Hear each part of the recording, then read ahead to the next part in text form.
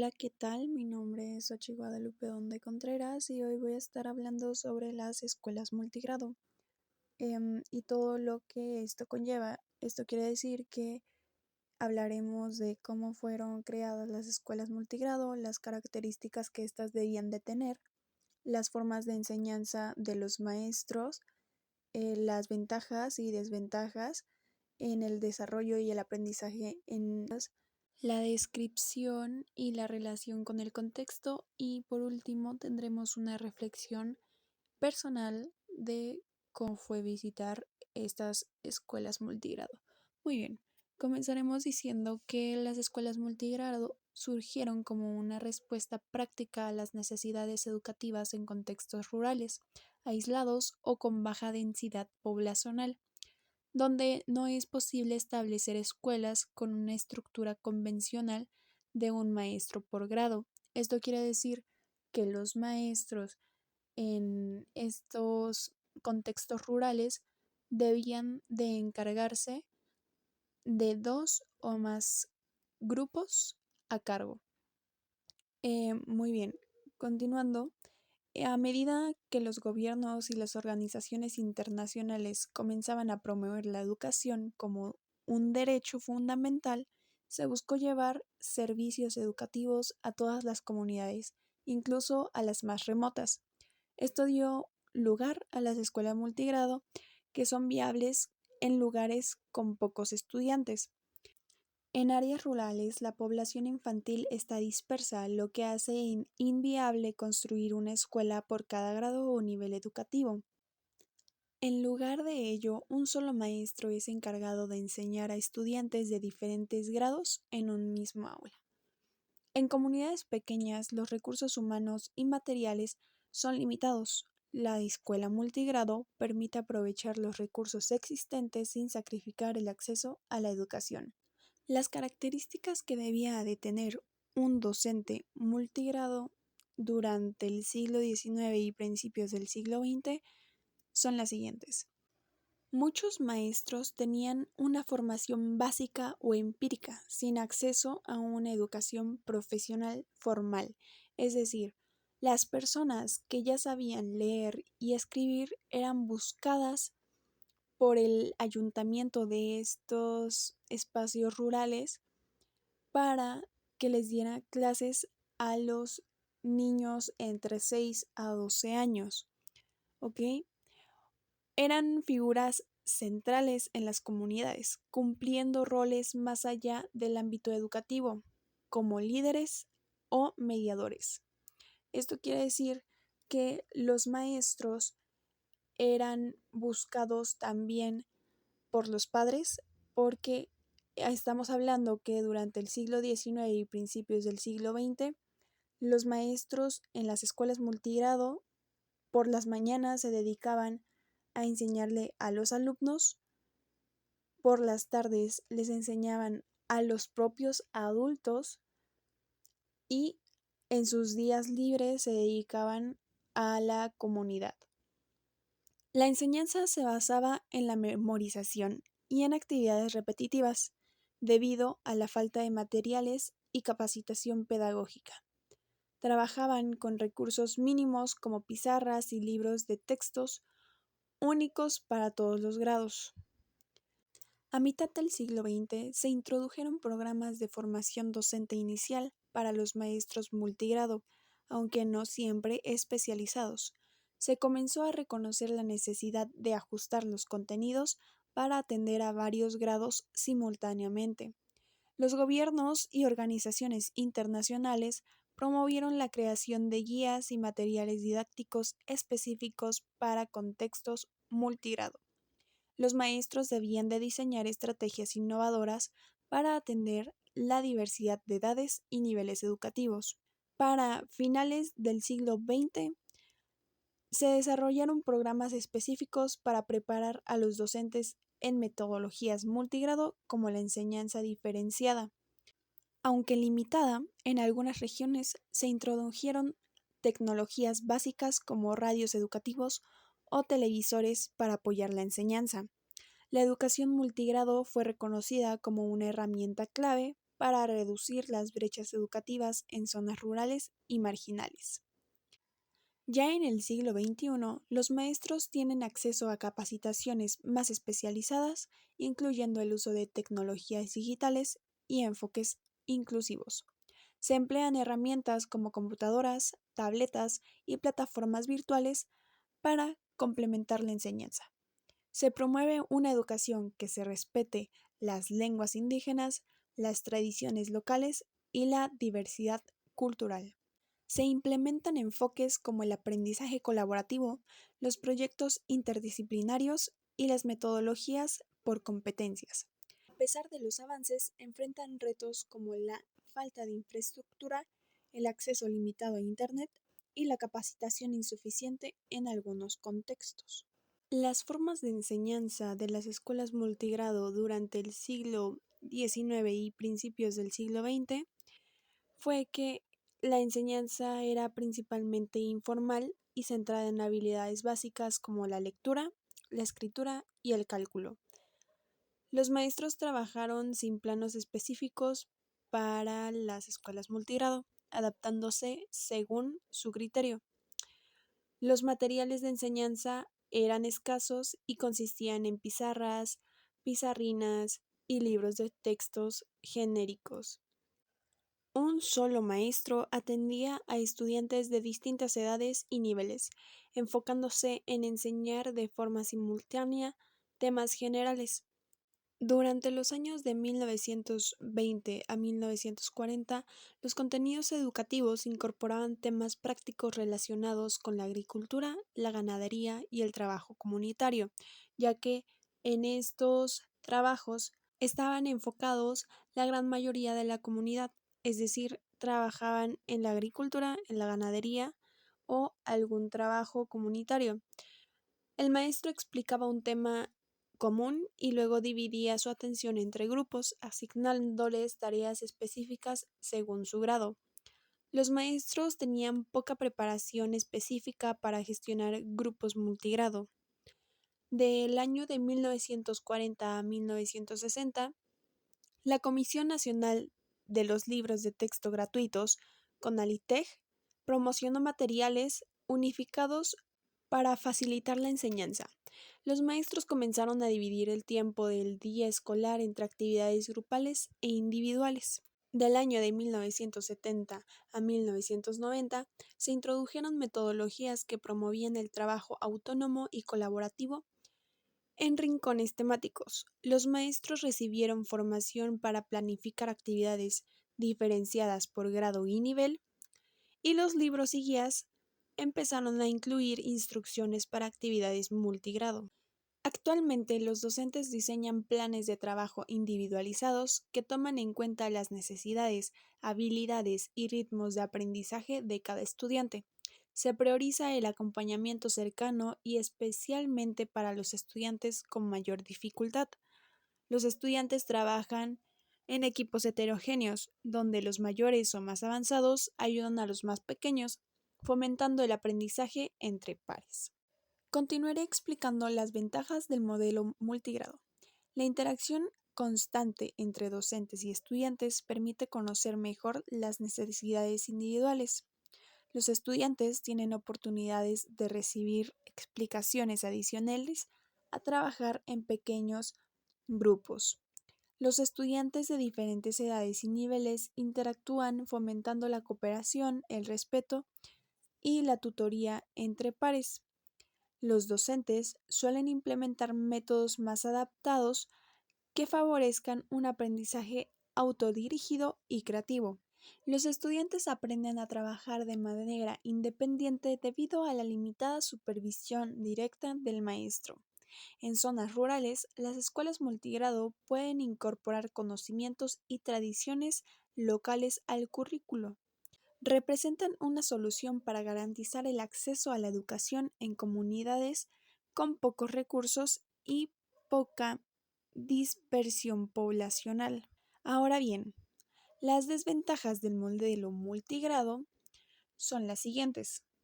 Un solo maestro debe planificar y enseñar múltiples niveles al mismo tiempo, lo que puede resultar algo abrumador. Los docentes pueden no contar con suficiente preparación en estrategias multigrado o en todas las materias. Los estudiantes de grados superiores pueden recibir más atención mientras que los menores quedan desatendidos. Estas escuelas suelen carecer de infraestructura adecuada, materiales educativos y tecnología moderna. Seguir los programas educativos establecidos puede ser un reto debido a la diversidad de niveles, la baja calidad percibida y las dificultades económicas en las áreas rurales pueden incrementar las tasas de deserción escolar. Las reformas educativas de antes traían consigo un modelo tradicional en el que el maestro debía gestionar grupos heterogéneos con recursos limitados. El enfoque era más centrado en la enseñanza magistral y repetitiva. Los maestros encargados de las escuelas multigrados en zonas rurales a menudo carecían de información especializada para manejar diferentes grados y enfoques pedagógicos diferenciados. Esto resultaba en prácticas de enseñanza que no siempre respondían a las necesidades de los estudiantes. La falta de material didáctico y tecnológico era constante. Las aulas multigrado a menudo cuidaban de materiales adaptados para los diversos grados, lo que obligaba a los maestros a ser creativos, pero sin apoyo suficiente. Ahora bien, en las reformas educativas actuales se introdujeron modificaciones para mejorar la calidad del sistema educativo en general, aunque no se enfocó específicamente en las escuelas multigrado, sí incluyó aspectos que beneficiaran a las zonas rurales, como la mejora de la formación docente y la evaluación educativa. La reforma de la nueva escuela mexicana de 2019 incluye un enfoque más flexible y contextualizado con las escuelas multigrado, promoviendo un círculo más centrado en el estudiante y en las realidades locales. En la actualidad, los maestros que trabajan en escuelas multigrado reciben capacitaciones específicas en metodologías adecuadas para manejar grupos heterogéneos.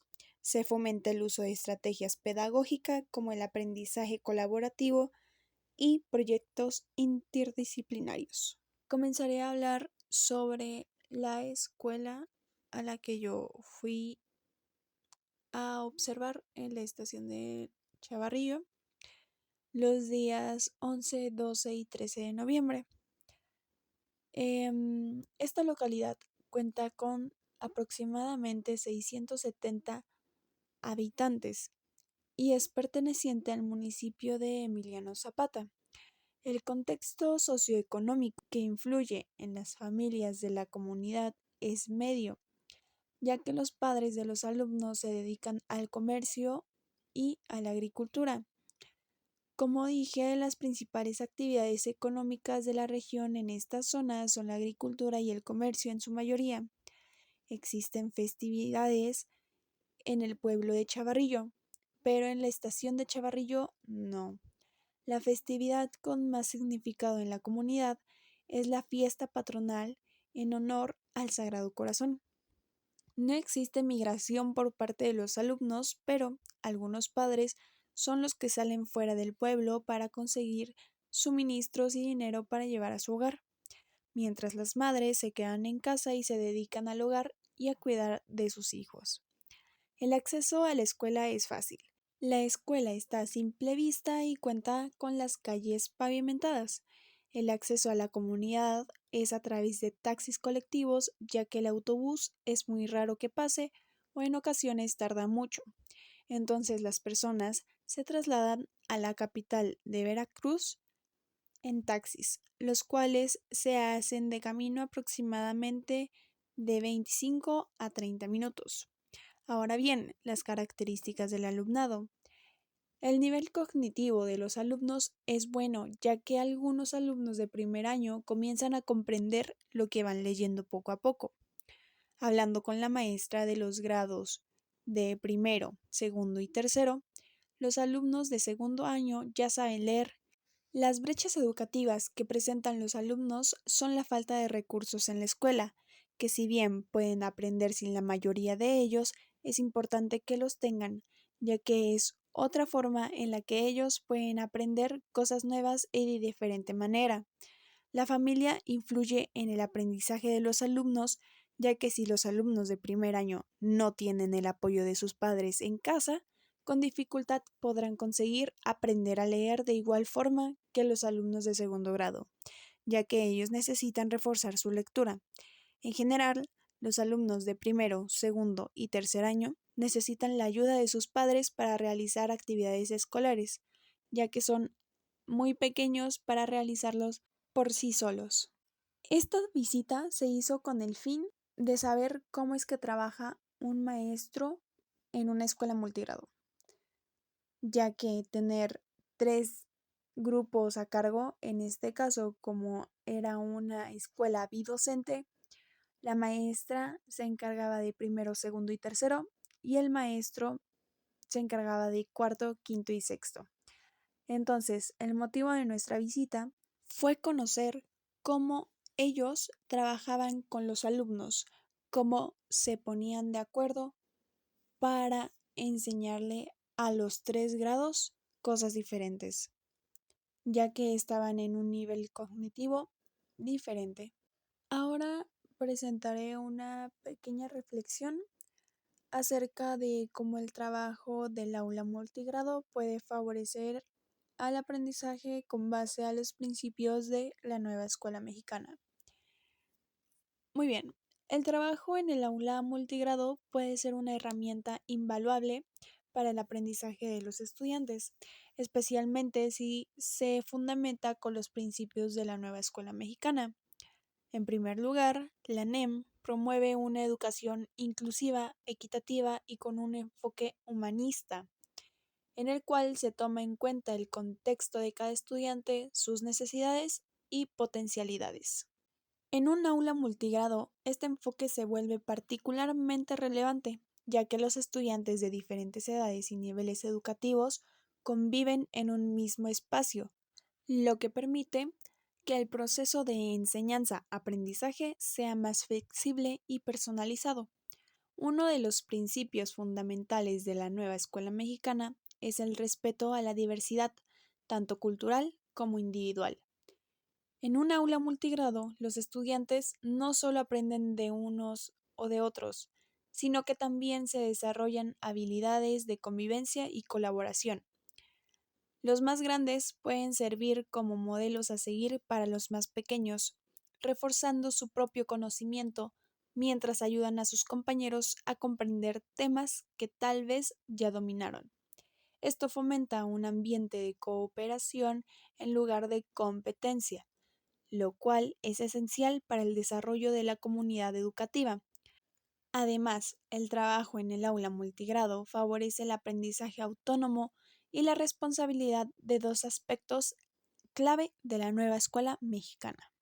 Al tener que gestionar sus tiempos y tareas de manera independiente, los estudiantes desarrollan habilidades de autogestión, lo que les permite ser más responsables de su propio proceso de aprendizaje.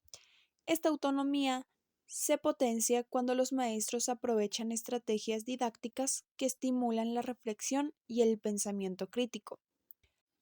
Otro principio de la nueva escuela mexicana es la vinculación de la educación con la vida cotidiana, los problemas reales de los estudiantes.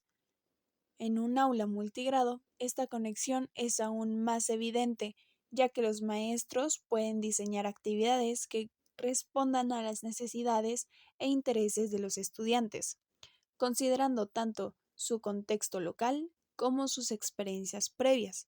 De esta manera, el aprendizaje se vuelve significativo y relevante para los estudiantes. Ahora, como dato, les presentaré 4 personajes que fueron importantes para las escuelas multigrado. Tenemos a José Vasconcelos, que fue uno de los grandes precursores de la educación de México. Durante el periodo como secretario de Educación Pública de 1921 a 1924, impulsó un gran proyecto educativo que buscaba expandir la educación a todo el país, especialmente en zonas rurales. En segundo lugar, tenemos a Elba Ester Godillo. Aunque su figura es controversial, en su momento como líder del Sindicato Nacional de Trabajadores de la Educación, CENTE, jugó un papel importante en la educación en México. En su gestión, se dieron diversas reformas y propuestas para atender las necesidades de los estudiantes en áreas rurales, donde las escuelas multigrado eran una solución a la falta de infraestructura y el personal docente. También tenemos a Ávila Camacho como presidente de México, de 1940 a 1946. Él apoyó las políticas públicas que buscaban modernizar y expandir la educación a lo largo del país, en especial en las zonas rurales. El modelo multigrado fue utilizado en este contexto para dar cobertura educativa a las poblaciones más dispersas. Y por último, pero no menos importante, tenemos a Lázaro Cárdenas del Río. Aunque su presidencia de 1934 a 1940 se centró más en las reformas agrarias y la educación socialista, también se enfocó en llevar la educación a las zonas más alejadas, donde las escuelas multigrado fueron una opción para atender a comunidades de difícil acceso.